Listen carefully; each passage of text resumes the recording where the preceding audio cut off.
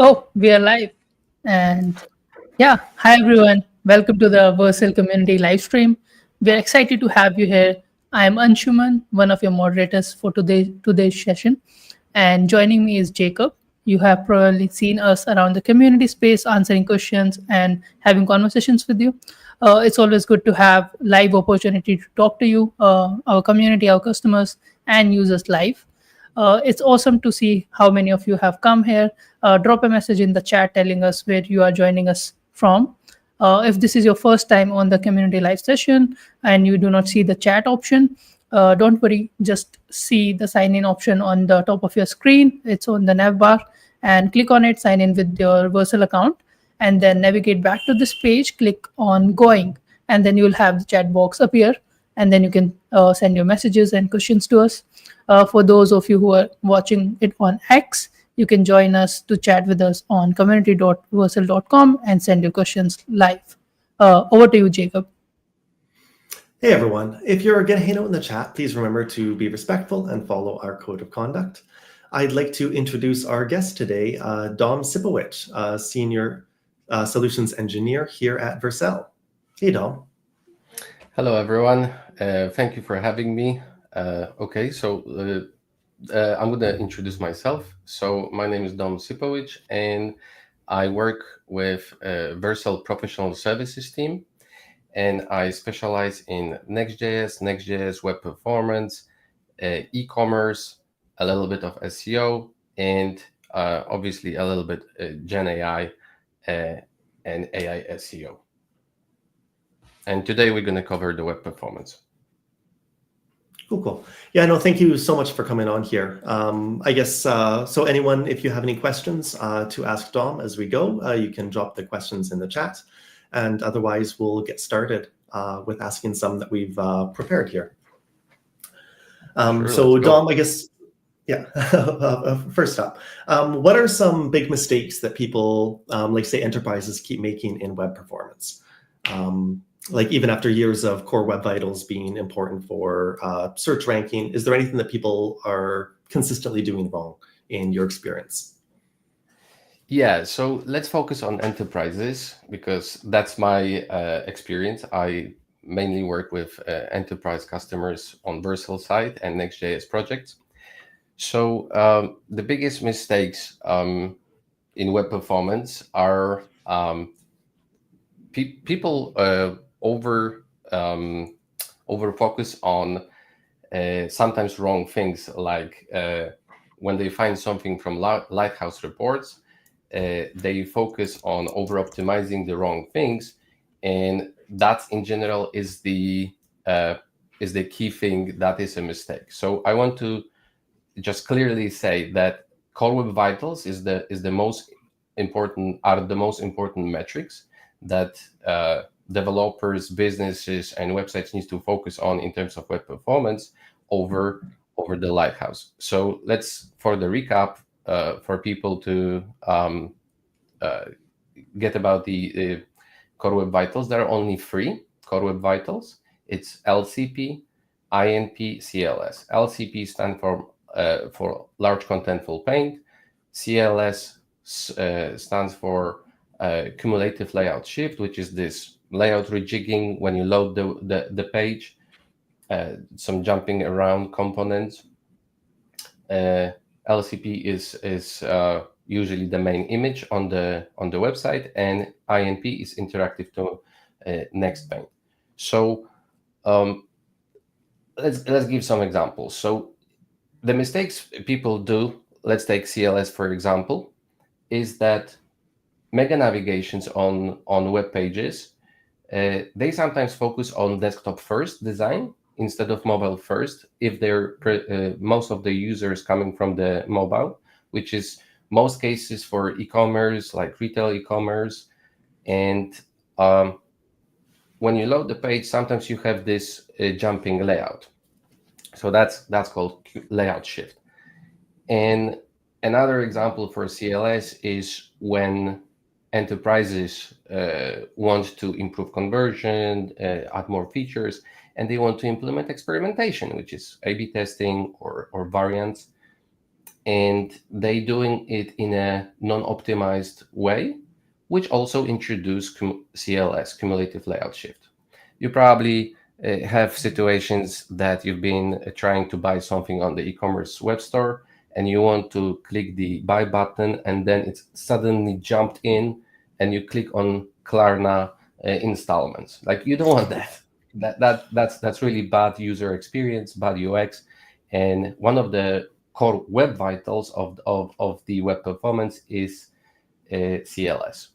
Another biggest mistake for enterprise is because the easiest one is LCP. Most enterprises get that right, especially using Next.js with all the defaults components like next image, next font, etc.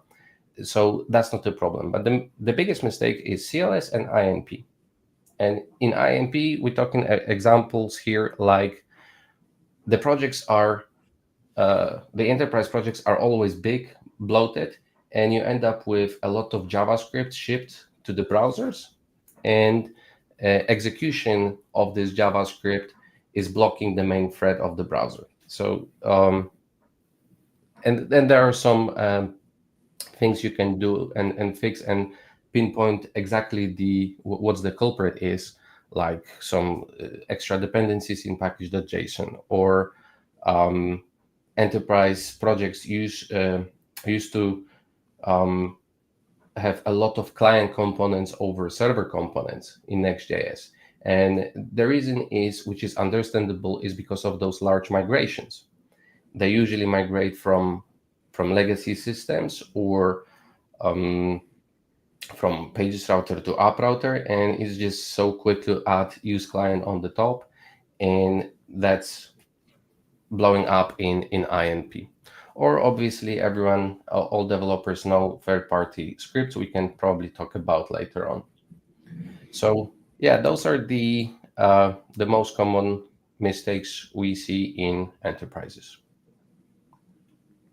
Okay, you mentioned that there's a big difference between the Core Web Vitals and the Lighthouse, and that people tend to over-index on the Lighthouse. Can you explain a little bit more about what the difference is and why they shouldn't dive so much into Lighthouse here? 100%. Yeah, let me repeat that very clearly. I've seen many enterprise customers overfixate and focus on Lighthouse. Let's get back to the roots and the beginning. So Lighthouse was before Core Web Vitals, and enterprises used to embed it in CI/CD pipelines, measure performance using Lighthouse, and it's great. It's super. However, you need to remember that Lighthouse is a lab data, is something that you run once on CI/CD, yourself on your laptop, and Core Web Vitals is a field data. Not all, but most of them are field data, which you report on real users, on real traffic. Here you do it once, and you compare it to have your snapshot. Here you have real data on your real users. And the story is, why is it so important and it's a mistake? So here's the thing. I had an enterprise customer who was measuring the success and core metric for the development teams, judged by web performance and Lighthouse reports. And they were chasing the perfect 100 score, all green circles on the results. However, in reality, by making those hundreds on Lighthouse, they actually broke Core Web Vitals, which is for real users. So it's possible, it's really important for developers and business to realize that you can have perfect green Lighthouse score and red Core Web Vitals, and vice versa. You can have green Core Web Vitals and 60 or 70 red score on Lighthouse. So chasing the wrong thing is actually the biggest mistake, especially for enterprises. Yeah, I think that clearly explains the difference, right? So for Core Web Vitals, obviously, I work for Vercel, so I recommend using Vercel Speed Insights. We can actually touch this and explain more about that later. However, we we Dogfood, we use it ourselves, this tool, and it's great for debugging and for finding literally the DOM elements, which are culprit for each LCP, CLS, INP, and other metrics. Yeah, I think this was really elaborative, so really helped. What I would like to get into next is what's the most common performance anti-pattern that you have noticed during code review audits, or whenever you have been helping these enterprise customers in your experience. Yeah, you touch on one thing. Before I'm going to answer your question, can I just explain what I do in my team at Vercel? So we Sure. at Professional Services do, we help enterprises by providing them code review audits, web performance audits, which are much lighter version of code review audits. The difference is from the code perspective or from the only website web performance perspective. So we do code review audits, workshops, and consulting hours. So when we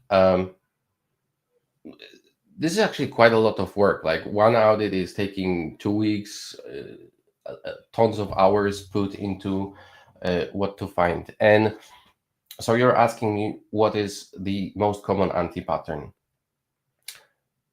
Well, from the top of my mind, I can tell you that is not using ISR. ISR is the golden standard of Next.js rendering and caching strategy. The same for Vercel. All the projects, e-commerce, web storefronts, all the websites that can use this rendering and caching strategy are literally winning on when they're deployed on Vercel. You've got the best web performance, and that's the rule of thumb. But okay, some people might say, okay, Dom, but I need dynamic, I need A/B testing, I need experimentation, I need some personalization. I cannot use ISR. Yeah, I hear you, and there are ways, and you can design your architecture to have both worlds. You can have like exactly what PPR is talking about. So you can have this layout static shell and then fill up the gaps on the website, which is dynamic, whether it's the cart, some carousel on the e-commerce website with your personalized recommendations of products. It's all possible to do it in starting from this ISR point. So I'm not trying to say it's a skill issue. I'm trying to say it's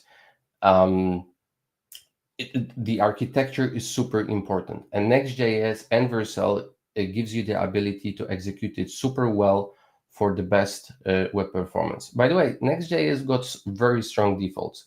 This is something that community of Next.js developer, we had some voices raised in the past that by default everything was static, and because we keep all those defaults for the best web performance.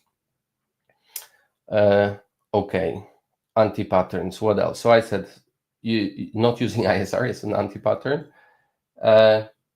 So speaking of those islands, of those dynamic islands on the website, so usually some enterprises, not usually, some enterprises, if they're not using ISR, they go with SSR, which is great. But some, they do CSR, which is client-side rendering. So classic SPA-like single page application, you load the stuff and then you need to hydrate your website, and then it's all client-side. And here's the situation, because when developer have it on your local host, you load this website on your perfect new MacBook Pro, which you get from your company. It's working fast. You got great internet. It's cool.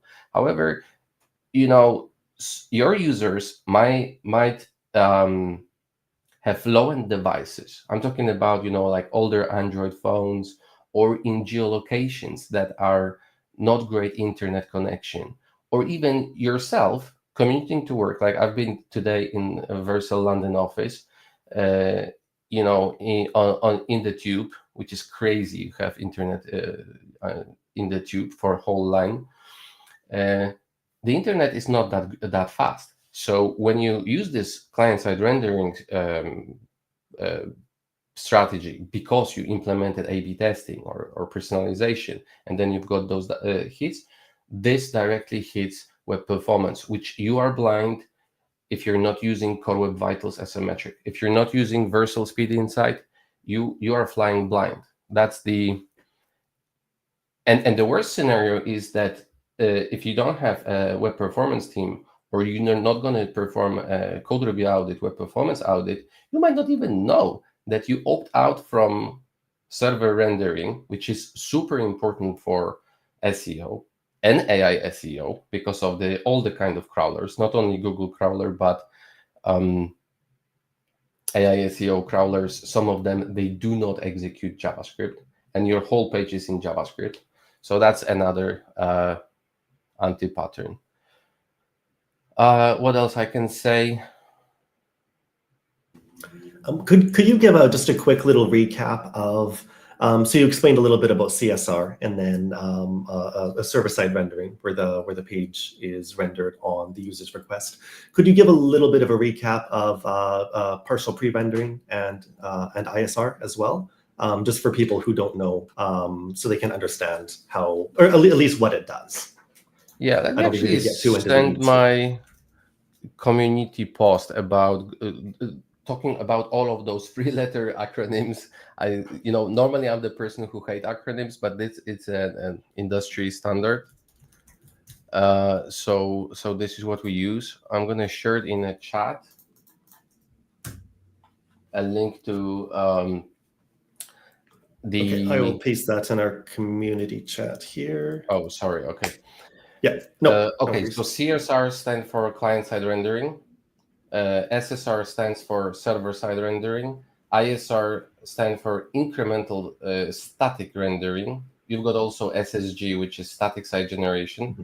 SSG was like I think our audience knows about all of those rendering and caching strategies.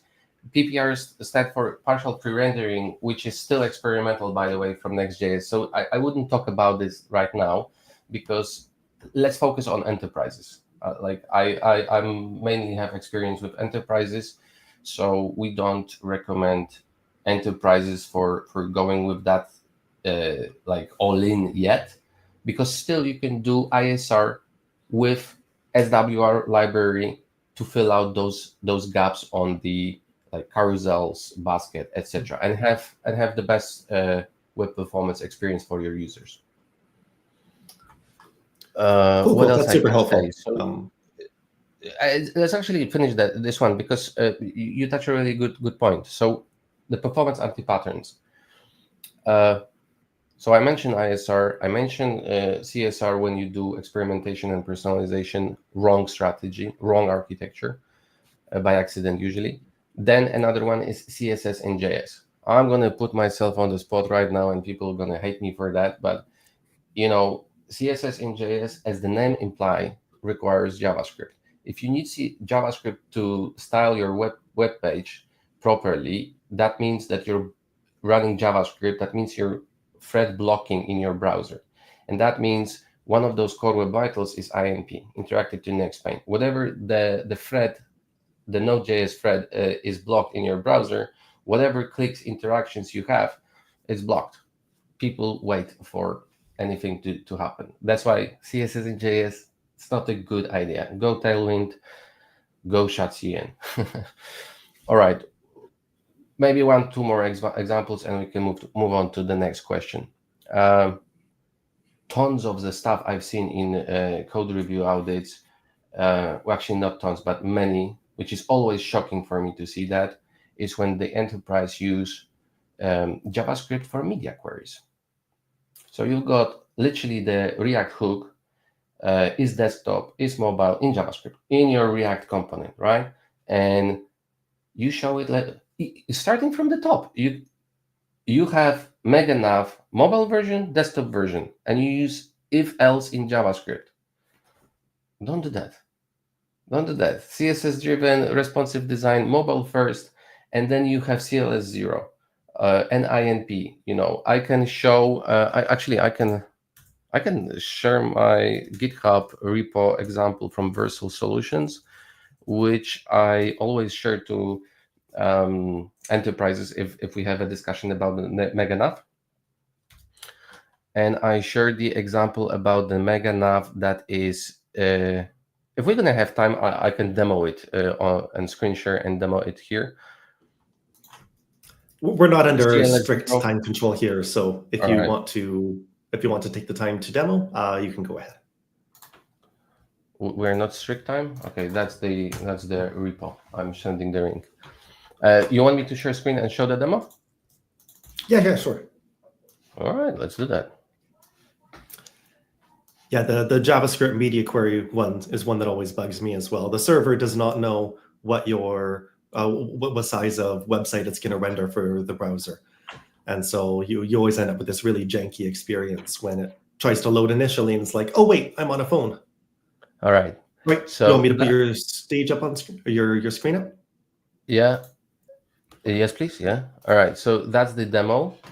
That's the repo, and I'm just going to show you demo first. So very simple MegaNav.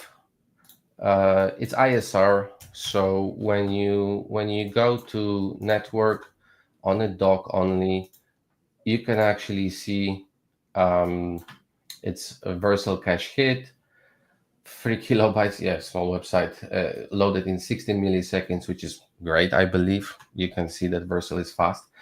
And X Versal cache hit. I'm from London Heathrow. All is cached. Now, let's do this is the responsive version. Now I'm going to show you some really cool stuff about this. Okay, well, let's do performance. Yeah, LCP, we talking because there are no images, so 0.0 second. Cumulative CLS is 0. By the way, if you're using Next.js on Versal, there's no reason why you should have more than 0 CLS. Like every single project, in my opinion, should have 0 CLS. And INP is tragic. Why is so big? Okay, I don't know why. Anyway, what I want to show you. Am I throttling? It could be the Vercel toolbar because you've got that up there. So that might be affecting the metrics a little bit. Interesting. Let's disable JavaScript. Okay, interactive to paint. INP is 8 milliseconds, which is crazy. You've probably seen that I disabled JavaScript and the MegaNav still works. I don't know if you understand what it means. It's possible to do that.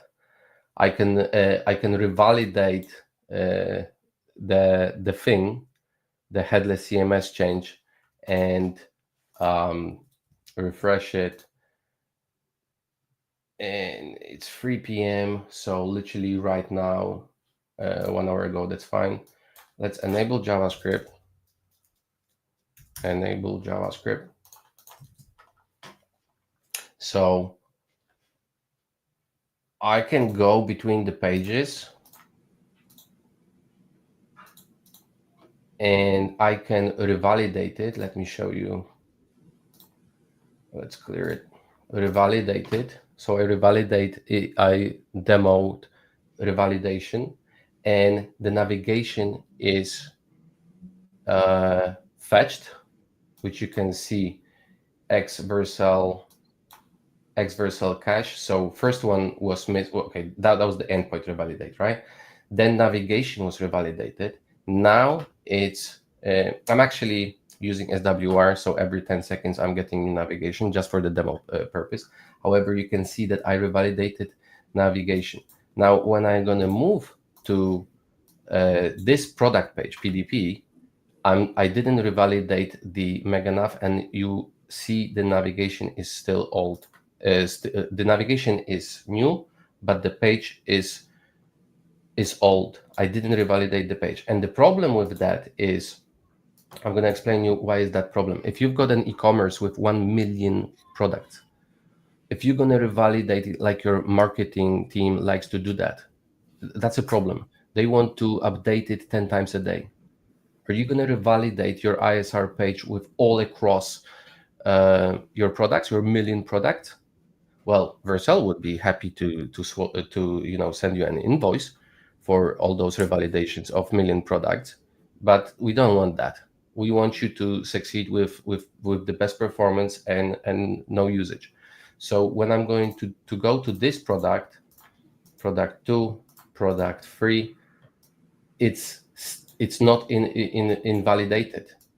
I can refresh the product 3 and go to the document, and you could see that age is, what's that, 300 seconds. It's like 5 minutes, right? I can revalidate again the navigation. You're gonna have the navigation revalidated. Go to the product 2, refresh the product 2, and it's more than 5 minutes. It's actually groundbreaking if you think about it. So server side rendered with client side updates, smart caching strategy, and CSS driven MegaNav. That's one of the examples. All right, that was not planned, this demo, but why not? It was a super cool demo. I'm curious how the Zero.js MegaNav was put together. We have John Roboto is in the chat, and he says he's stealing the code as we speak. So thanks for sharing the GitHub. Hey, shout out is he using the popover? No.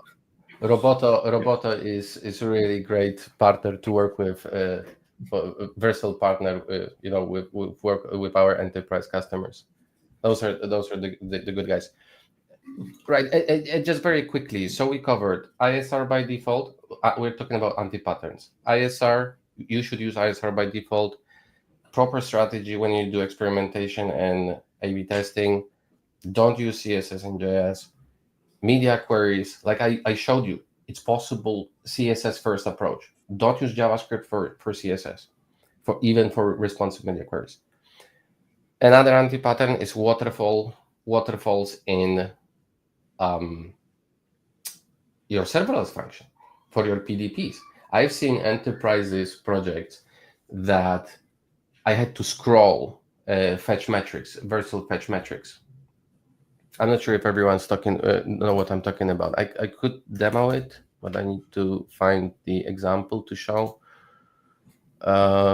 It's crazy. If you're gonna start debugging, Vercel observability and Logstop is the best for debugging. Oh my god, this is so good. Well, if I'm gonna check on Vercel projects, it's not gonna be a good idea because we usually do good code. Yeah, I don't have some examples to show. Sorry. Actually, no, I do. That's not true. I can show you one of the code review audits because one of the workshops we do is, I can start sharing my screen. You can put it already. I'm going to show my wallpaper. All right. Here's the so we have one of the workshops that in my team we do is basically how to perform a web performance audit workshop. So instead of giving a fish and feeding, dev teams, we teach them how to fish, so they can do the web performance audit themselves. We have a workshop like that. Anyway, what I'm trying to say is that, okay, and now I want waterfall. So one of the things we find is the example. Yeah, I actually for this workshop I anonymized the customer I was working on, and you could see this. You're getting your GraphQL something, then you get the product, then you get some categories, and some of them are using Promise All. to parallelize the fetches. However, you don't have that visibility if you don't have this fetch metrics on in Vercel logs.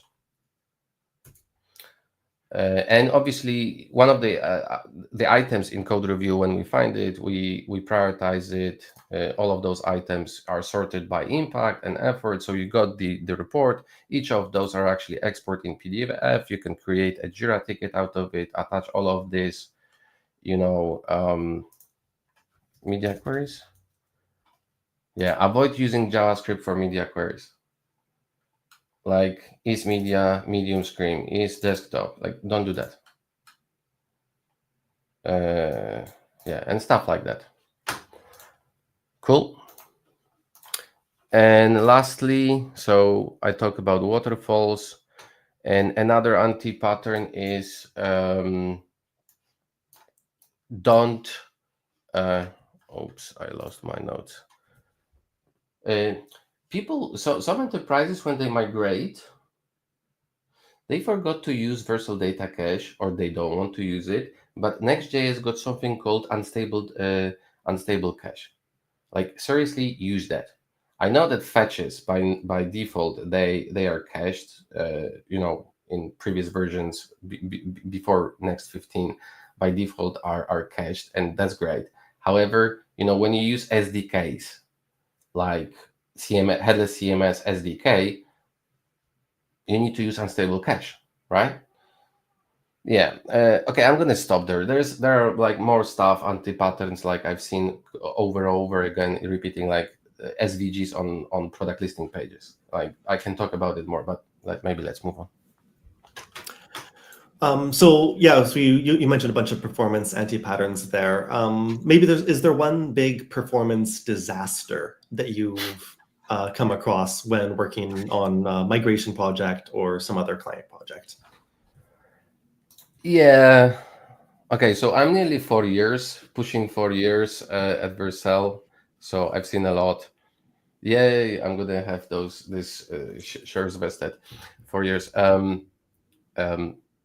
All right, so one of the example is, first of all, more than half of stuff we in our team deal with is e-commerce, because those are big bucks, huge traffic, a lot of opportunity for optimizations, because those projects are big. So this is what I have in my mind. So one of the disasters I've seen is that you can by accident opt out from static rendering, from this ISR, for example, and this is what happened. And I'm not talking about the usage goes up on Vercel, because that's usually the first indicator that something's is wrong. But the web performance hit is substantial. And if you're not using unstable cache or other stuff to shield those external API calls, it's going to be painful. And the consequences are not only bad UX for user experience, but actually hitting your core web vitals. That's immediately you're going to see on Vercel Speed Insights. You're going to see it immediately on Google Cracks and Google Speed Insights. You're going to see 28 days later, because you need to remember that it's Google version is 28 days delayed. Our Vercel Speed Insight is real time. However, on end of the quarter, you're going to see it on the bottom line, because the web performance equal revenue loss. And so that was the disaster. And actually, marketing teams and those big enterprises, they have metrics like conversion, and you can see it. Like, the bad thing is that it happened. The good thing is it's a living proof that, wow, web performance actually directly impact conversion and bottom line, the revenue. So that was one disaster. Another one, okay, SEO related. So again, rendering and caching strategy flip. So some of the like implementations on categories, PLPs, CLPs, happen that after at some point, because there were many releases, one release actually flipped from server rendering initial, so the content was in initial HTML, to CSR. And the disaster was not immediately seen because the APIs were fast, so nobody noticed. However, you know who noticed? Google crawler, SEO noticed, and it hit losing positions in SEO. For e-commerce, it's a death sentence. In super near future, it's going to be for AI crawlers. It's a death sentence. So, yeah, Core Web Vitals on the floor. There was tons of re-renders on category pages, and basically, Google wanted to mitigate it and flipped immediately to render. Execute JavaScript and render, because Google do that, but not always. If Google see that you've got everything as SSR, why to spend money and budget on headless rendering for crawling your website if they can just literally get the HTML? So, but the problem was that crawling budget was used. Google not gonna crawl your 1 million pages. Nobody gonna do that. It's the same with AI SEO. You're going to see that AI SEO crawlers only hit your robots.txt or maybe sitemap XML, maybe homepage, maybe one page. But hello, your blog post got 1,000 pages. How to incentivize those crawlers to crawl? Because of the crawling budget. So rendering strategy is super important.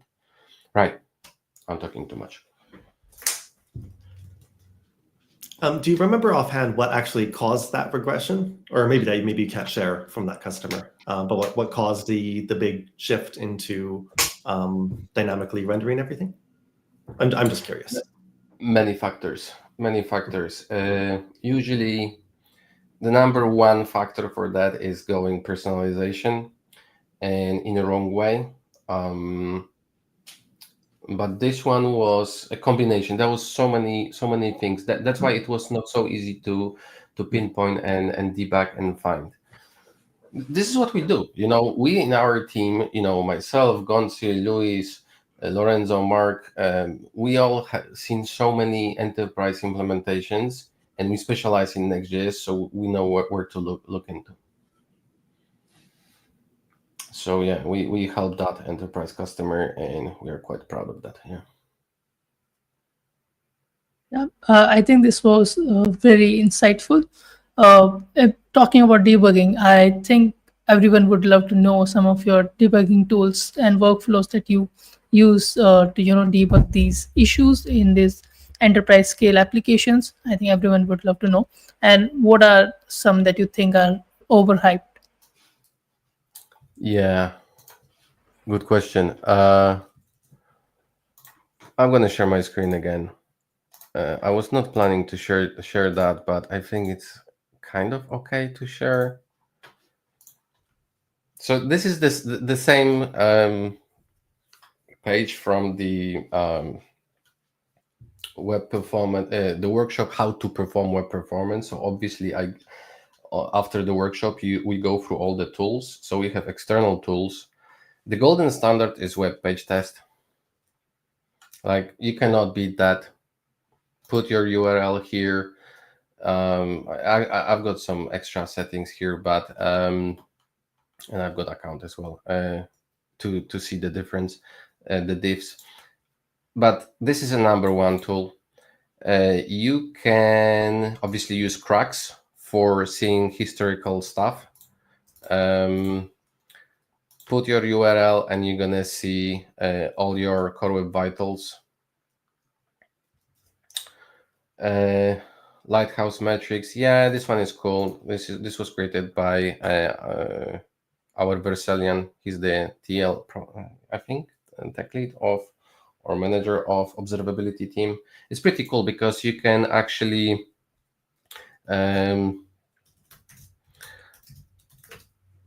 check the what am I doing? I cannot spell. Okay, no, this is not working for me today.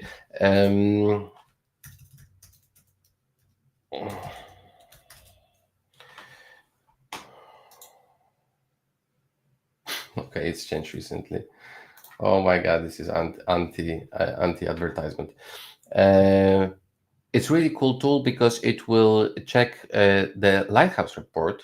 So only as a lab data, only if you want to start working on stuff, not paying attention to metrics over time, from all the regions, 6 regions. It's really cool for e-commerce. Page speed, yeah, that's fine. Bundle scanner if you want to check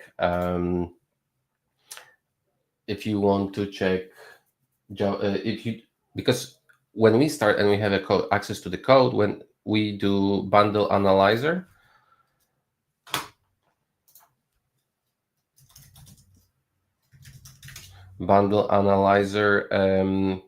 what's in the client, what we're pushing to the browsers,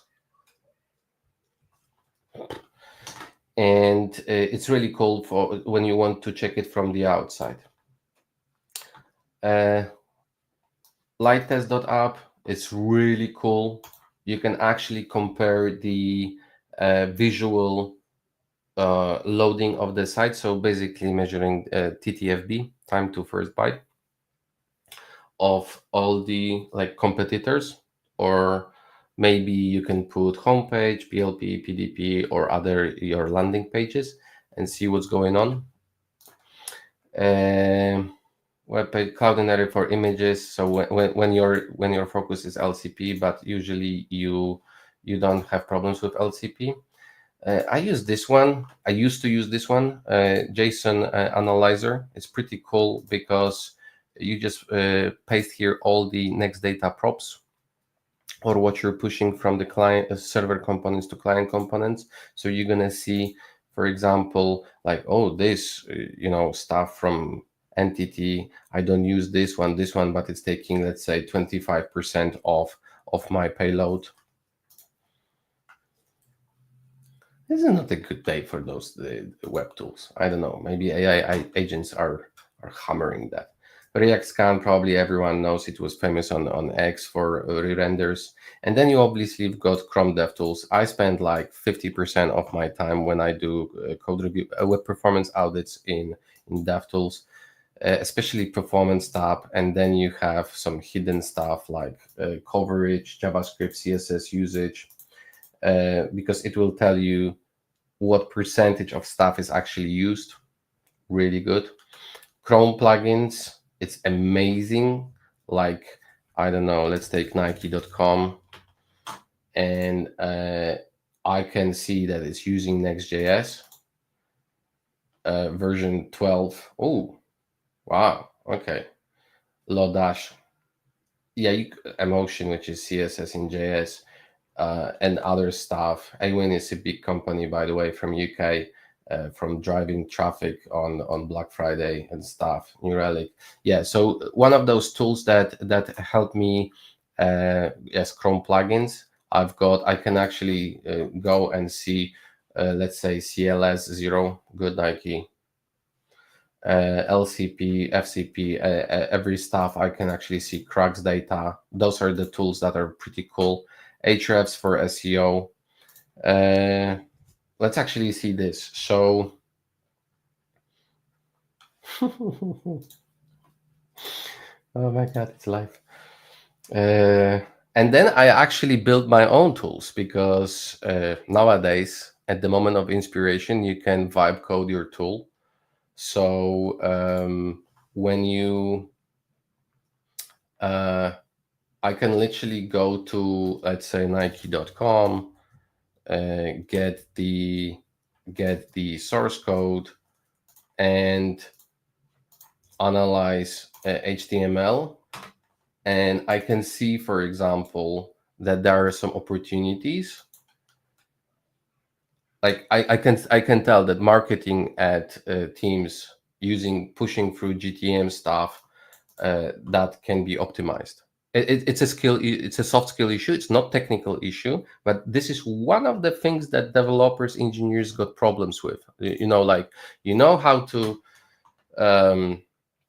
you know what's right, but you send this message to your boss, to your marketing team, but they next week they're gonna even more put scripts through GTM tag, right? What you gonna do? Actually, I know what to do. We are specialized in Vercel Professional Services to give engineers, tech leads, architects ammunition to the discussion and driving data-driven decisions. And we know how to cooperate with solve between the teams, cooperation between the teams, if it's not a technical problem, right? And I built many tools in V0, like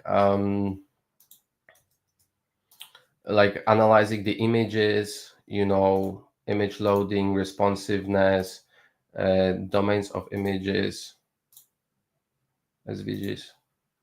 That's weird. Yeah, okay, so Nike.com use one SVG inline 86 times, but this is again anti-pattern. You might want to optimize it, but it's not worth to optimize that. Keep it. If you see like that the SVGs are 80% of total size of your document, okay, this is the moment you want to optimize this INP and loading, but not so you need human in the chair, human in the driving seat to make sure that those the recommendations or findings from the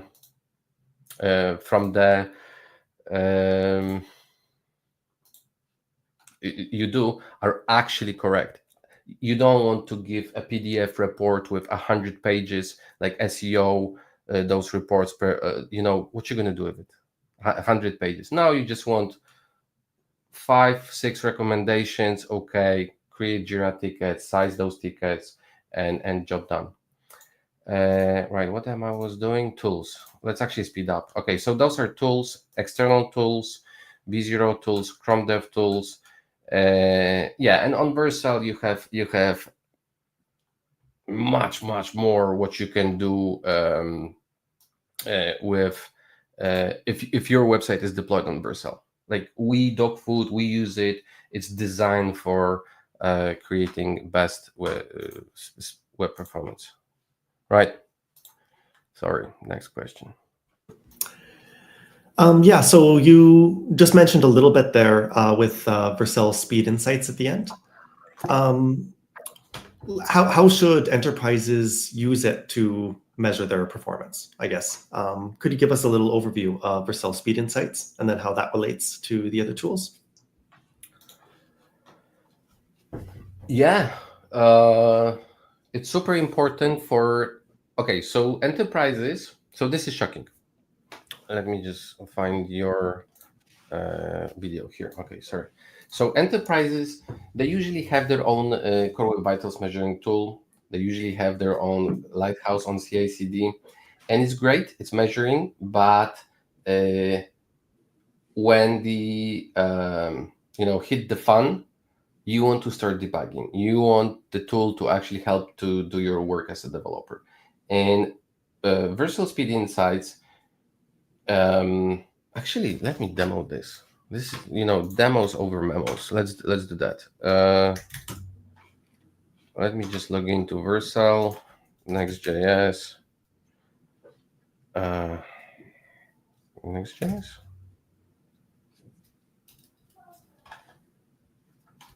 Next site. Sorry. Okay. I'm sharing my screen. All right. So Next.js use, obviously, when you do Speed Insights on Next.js, you have something called paths.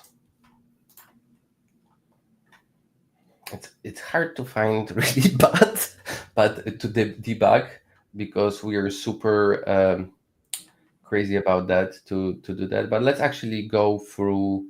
I don't know, something. I don't know. Where is body internet? In Nigeria, I think Elon sent some Starlinks. It should start be better. Okay, yeah, we have poor puffs, which is bad web performance. So here's the first distinguish. Here you have paths which you can have it. However, let's click on LCP. And I have selectors and I know exactly body mean div h2. Which one? Would you have you ever seen LCP as a h2 tag? It's happened. It's possible because it's the biggest on mobile probably. This is on desktop. Interesting. And then you have other stuff what you can those selectors fix. The same for INP. I have no idea what is this INP, but we can check it. DevTools, console, grab it.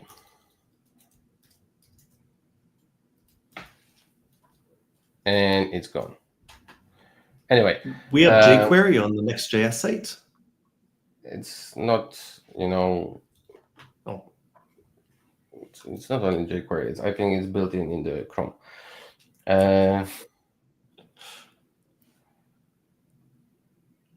It's probably on some other paths. I would need to go through the paths. Anyway, what I'm trying to say is that you have selectors, and it's super helpful to get those selectors. In some instances, you have routes as well. So you might have 1 million PDPs, but only which you're gonna see that, let's say, some of the long tail are bad. So you're gonna see that this is bad, but it's not gonna be helpful. What you want is by aggregation of the route. And does your custom Datadog Lake have this option? Versal Speed Insight do.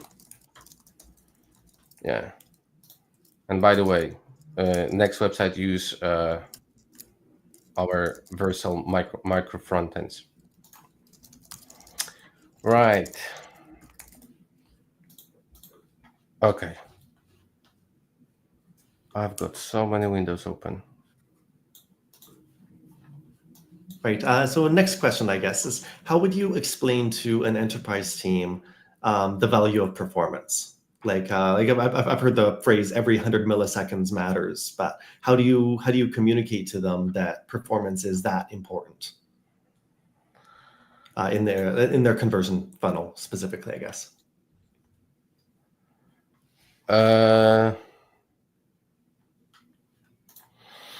Yeah. So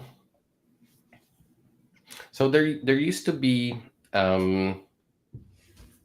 a lot of presentations, especially in the enterprise world, when all those research were cited from Amazon. Amazon did and check and proven by data-driven decision. They found out that every 100 millisecond is costing them millions of revenue. So I would just reverse that. And if you are struggling to convince your boss, your leadership, that this 100 milliseconds is important, I would encourage you to do a test, data-driven decision. If a business don't care, just introduce for a test, like maybe 5% traffic or whatever, 100 millisecond delay, and then check your conversions. And if it's not impactful your revenue on the bottom line, okay, fine. Leadership won. Your manager was right. It doesn't matter. However, if it does matter, then you have a hard data, and you cannot argue with that. You cannot argue with data, with facts. So that's one of the things I would do that. And by the way, I did that in the past with massive, retail companies, billion-pound website. Leadership was ignoring Core Web Vitals. Leadership, kind of. And they were saying, yeah, Dom, you're right, but we have our own priorities. But then, data-driven data comes over. It's like, okay, Dom, you're right. Let's prioritize this work. I think Yeah, data definitely drives decisions. One thing that I noticed when you were sharing screen is that even for Vercel site, we had some regions with low internet or slow internet that was still showing poor speed insights, right? So I was wondering what are some tips you could provide for overcoming that. Are there any tangible things that uh, companies and teams can do to battle that? Great question to ask V0 about that. Oh, that's supposed to be V0 hat. Yeah, good question. First thing that comes to your mind, and all developers, I'm sure, in the Next.js ecosystem and Vercel will say, okay, use edge functions, middleware networking, and stuff like that. But to spice it up, I'm going to give you a really cool story. If you're going to use VPN and see Vercel.com from some of those regions I showed you, it's going to be a different website. Like from India, I think I'm not 100% sure, but I think there is a different version of Vercel for when the internet connection for the given region is different. So this is what you can do. Be super smart about it. Why not? But it's required time and effort, and you do it with the middleware load balancing. You've got the header, geo header, and you can make a rewrite to one ISR version or second ISR version. By the way, this is how you do personalization or experimentation. It's called segmentation. So you've got one variant and then second variant, default variant and other, and just load balance from the middleware. Middleware runs in milliseconds, single milliseconds, double-digit milliseconds, and ISR loads, and you don't need a dynamic. You don't need to pay for function execution. This is how you do it. And this is what we recommend. But to address your region, common mistakes is people set the function execution region as a default one, or just using one and not more, further from the database. Like, that's a cardinal mistake. This is one of the things I check when I get the enterprise customer. I go to log into Vercel and I see what settings you've got. I go through are you using Fluid? Are you using the performance version of functions? Are you where's your external API calls? I check those regions, and if it's dynamic, because if it's ISR, okay, you can make those mistakes, and ISR will shield you, and Vercel Edge Network will shield you from those mistakes. And by the way, if it's all ISR, it's it should be region independent and should be fast as well. However, you can do smart stuff, like I said, what we do with Vercel. I think I answered your question, yeah? Yeah, I think so too. Another thing that I wanted to put up from the chat is, say you are talking to teams who are transitioning from a older version of Next.js, say like 3 or 4 years old, they are using Pages router. What are some of the low hanging fruits that they can get over and tackle performance gains, like have best benefits with low effort, as you usually do in your team? I don't know what would be the best politically correct answer to say. My first initial thought is, if you're still on Pages router and it's working for you, stay with Pages router. Just upgrade to Next 15. You can still use Pages router on Next 15. Definitely, that's what I would say. Do it. Like, hello, Nike. I hope I'm not gonna get problems because of that. Yeah, and then what you can use goodies from later versions of Next, like 13, 14, 15. Vercel Data Cache. Yeah. Runtime Cache API. Let me send you a link to this. Runtime Cache API. Introducing Yeah, this one. So this is the same thing like unstable cache. However, this means that it's GA. When it's unstable cache, that means that, we're not taking money for that. I'm not sure about this one. Billing originally. Yeah, there you go. But it's optimized, it's stable, it's generally available. So if you want web performance, yeah, that's your stuff. Because this will also persist between the builds, I believe. Yeah. So your builds will be faster. DX as well. If you're using dynamic, then Core Web Vitals will be better. What else I can say? Yeah. Yeah, I think these are great starting points. Definitely, I used the first tip. Like I had a very old Next.js 12 version app, Yeah. and just moving up to Next 15 gave me like sort of a safety feeling that at least I'm using the latest things, and it works out of the box. You don't need to do a lot of heavy lifting for this. So yeah, definitely a good move.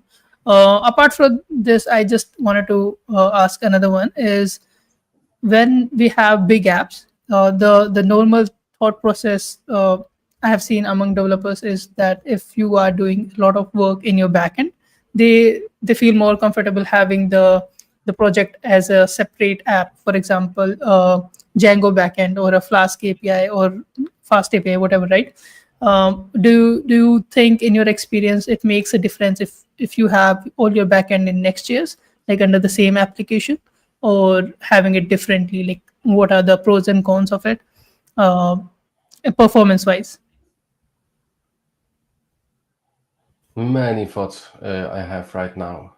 Let's start taking them out. First of all, if your backend choice is different than JavaScript, that's fine. It's working for you. That's not a problem.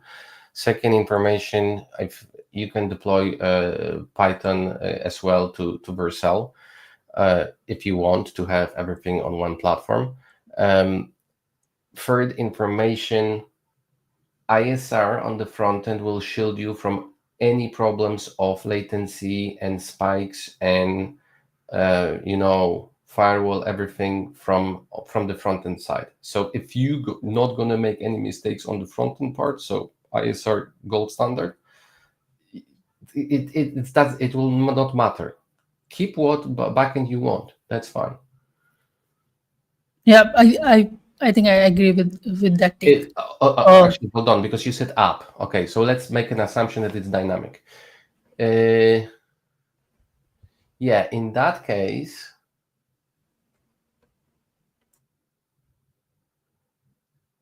yeah, the distance between the regions, put your serverless function, especially if you've got those waterfalls.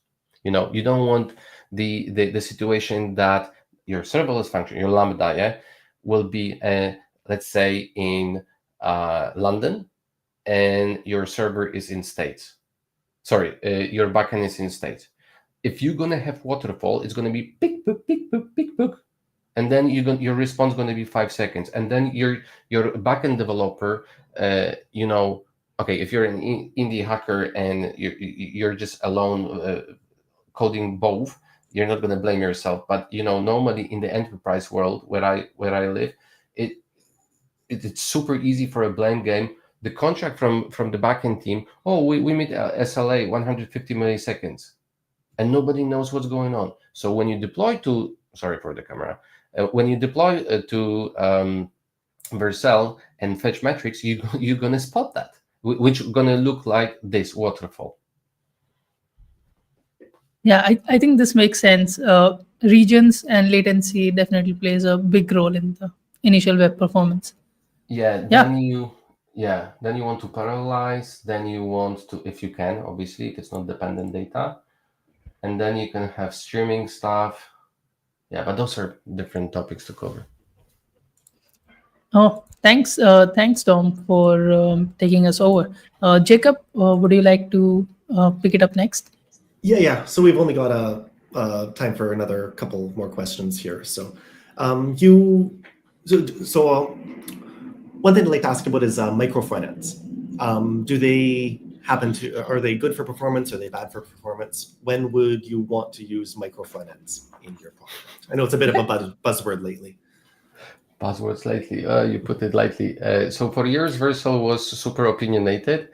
Like it's a topic that I normally don't want to talk about. However, we do have now officially, I think it's in we do have Vercel micro frontends, and so we can talk about it because we work on this problem and we have some solutions.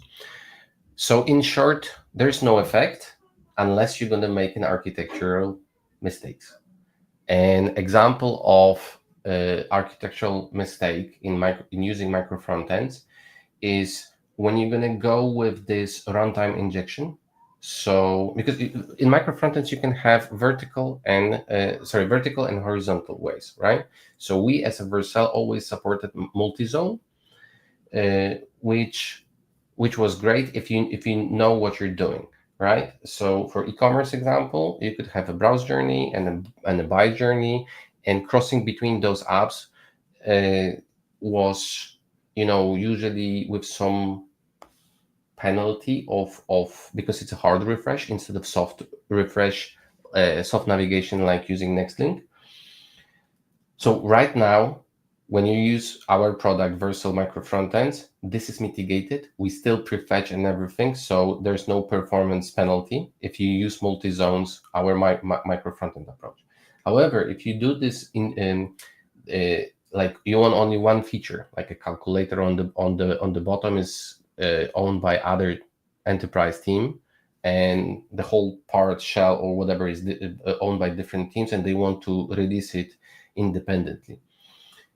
Which means that you inject those this application inside the application. The classic example is header and footer for all migrations. There are multiple ways to do it. We deal with this in our professional services team when we help migrations and architect those.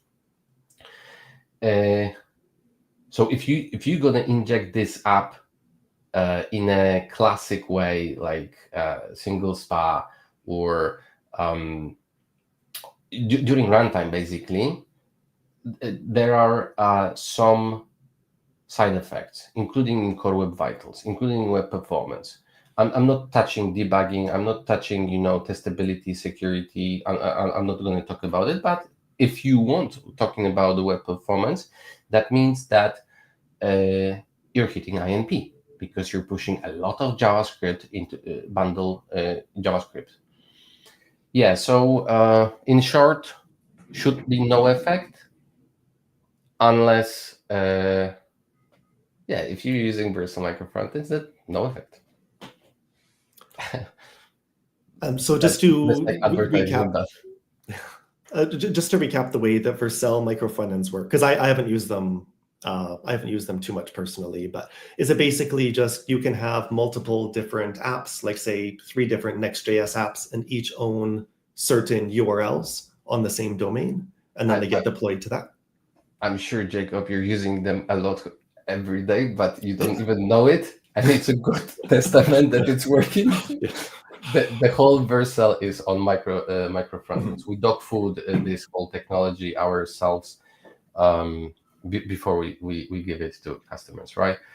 Yes, it's all under Vercel.com, and marketing websites are different, dashboard is different, conference pages are different. So and there is some magic going on with prefetching. So even when you click, you don't see the difference. It's just blazing fast. Mm-hmm. And from the analytics point of view, you can see the project, which is a microsite. You can see it, or you can go to the root, which is Vercel.com, also project, and you can see all across. So it's a micro frontends. It's a first-class citizen product of Vercel platform, which is, in my opinion, great. It's 2025. We have it. It definitely feels like the future. Right. So maybe last question here. Can AI tools really help debug performance, or is it still hype at this point? Short answer is 100% can help, but Okay, as a solutions architect, I always say depends, but I hate that. But hear me out. Classic. So I could say it's a prompt skill issue, but AI can help you always if you're gonna give good context. So let me give you examples. Like, first of all, V0. I use a lot of V0 when I do code review audits. But how I use it, I have special prompts for this kind of problem, and then I operate on screenshots from Vercel Speed Insights, screenshot from Logs tab on Vercel, screenshots from Observability tab, and then obviously some code snippets, etc. You can use Cursor as well. You don't need to use V0, but on the spot, when you do different projects, V0 opening in browser is just faster. And the more context you give, the better answer you're gonna get, explanation and solution.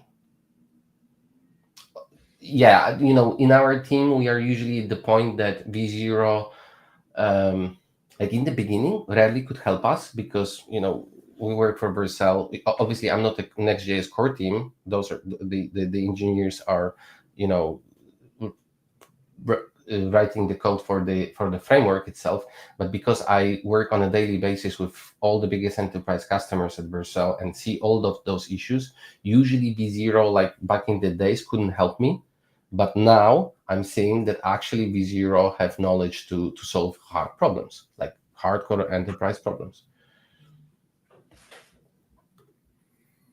Okay. Yeah. So in short, yes, but provide those screenshots from Vercel Observability, Speed Insights, and Logs tab. Cool. So if someone watching this wants to get in touch for professional service audits from you, how would they go about that? How would they learn more about what you're? I would say directly go to my boss, maybe on X, the Everything App platform. Wudu Tiki God. Sorry.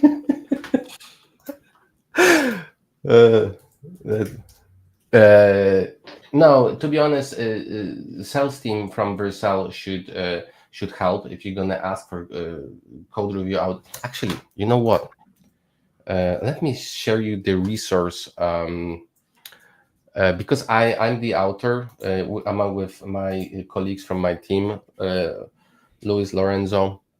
We created a blog post about the code review audits, which got examples, what we typically find, what are the types of audits. Vercel blog code review audit.